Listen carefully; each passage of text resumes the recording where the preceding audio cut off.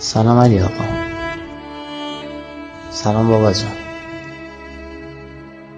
سلام پسر گلم. سلام پسر گلم.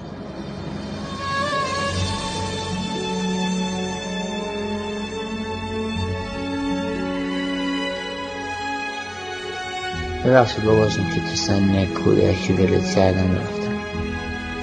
اگه ما نمی رفتیم برام از زینب جسارت می‌شد.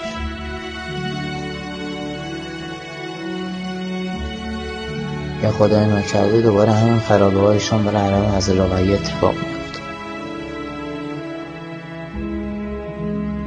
علی جان بابا من خیلی دلم میخواد تو این راه رو سفید بشم، تو این راه شهید بشم.